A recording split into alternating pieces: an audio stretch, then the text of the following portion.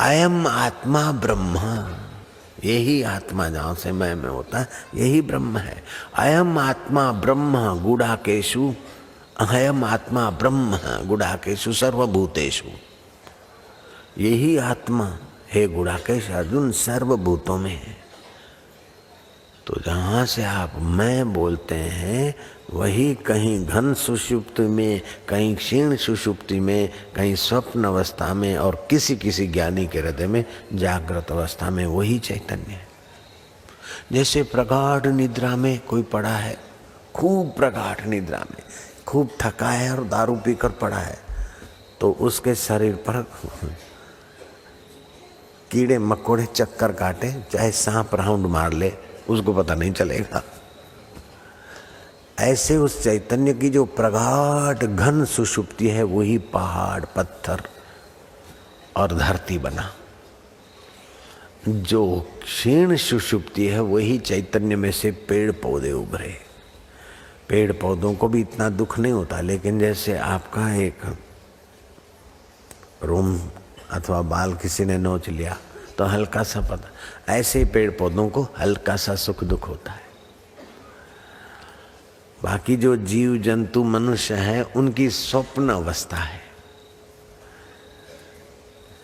शरीर को हिस्स को मैं मारने और जगाते स्वप्न देख रहे। वो स्वप्न बीत गया कि हम बच्चे थे, 2 साल पहले ही फलाना दुख था, वो स्वप्न हो गया। सुख था स्वप्न हो गया। होली की शिविर में जाएंगे जाएंगे जाएंगे बोलते थे, वो स्वप्न हो गया।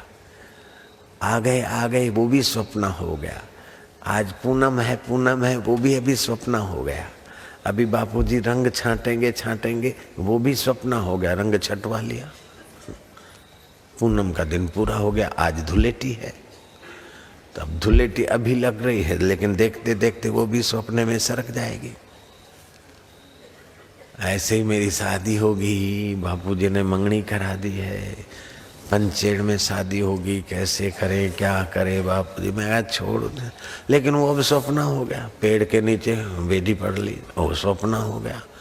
किसी होटल में करते हैं 5 स्टार में, तभी भी सपना हो जाता। अब सपने को याद करके कोई दुखी हो गए, कोई मजा लेके, हाँ हमने तो 5 स्टार में होटल में शादी कराई। कोई बोले कि अरे हम तो गरीबी ढंग से हमारी शादी हुई। कोई बोले नहीं हमने तो सात्विक शादी की। तो सपने में जिसकी जैसी भावना जैसी कल्पना है वैसा सुख दुख बन जाता है उसका। लेकिन जो जाग जाए कि ये सब मन की कल्पना है कि अच्छा हुआ, ये बुरा हुआ, हमने ऐसा किया, ऐसा था, ऐसा हुआ, ऐसा हो रहा है, लेकिन ये सब सपना है। इसको देखने वाला सच्चिदानंद अपना है, ऐसा ज्ञान हो जाए, उसमें टिकने का अभ्यास हो जाए तो पार हो जाएगा। टिकने के अभ्यास में ध्यान नहीं देते, इसीलिए गुरुओं को मेहनत बहुत करनी पड़ती है और अपना समय बहुत जाता है। टिकने के लिए अगर दृढ़ हो जाए तो कोई ज्यादा समय नहीं लगे। इसमें सजगता चाहिए।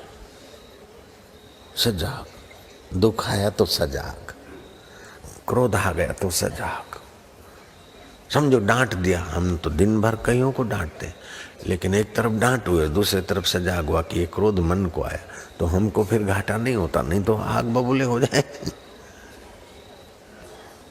दिन में कितने लोगों से मिलना जुलना और कितने लोगों का विपरीत व्यवहार हो जाता है बेचारों का। तो जाने नहीं, तुरंत उसको देखते जाते सजागता से, तो अपना चित्त मौज में रहता है।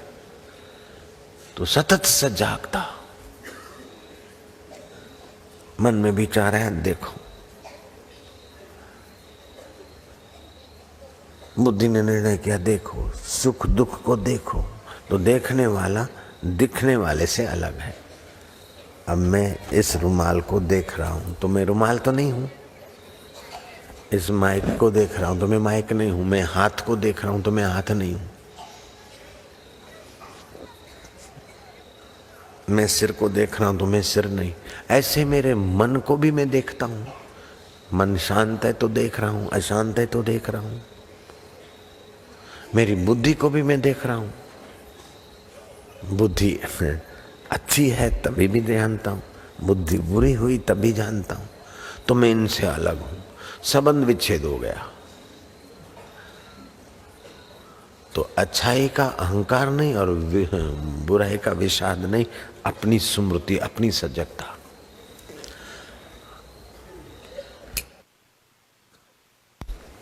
तो जैसे विस्मृति, अपनी विस्मृति और देह अभिमान और विकारी सुख भोगने की पुरानी आदत है, ऐसे अपना सच्चा सुख में विश्राम करने का और सजगता का अभ्यास इतना चाहिए। जितना गैर रास्ते, गलत रास्ते गाड़ी चली गई, उतना ही वापस आना पड़ेगा ना। अब कोई ही 3 किलोमीटर की स्पीड से आए तो उसे उतना समय लगेगा, और कोई 30 किलोमीटर की स्पीड से आए तो 10वां ऐसा समय लगेगा, और कोई 300 किलोमीटर की स्पीड से वापस आए तो और जल्दी आ जाएगा। लेकिन आना पड़ेगा, ये बात पक्की है। वो अपने परमात्मा स्वभाव में, अपने ईश्वरीय सुख में आना पड़ेगा, नहीं तो भटकता रहेगा।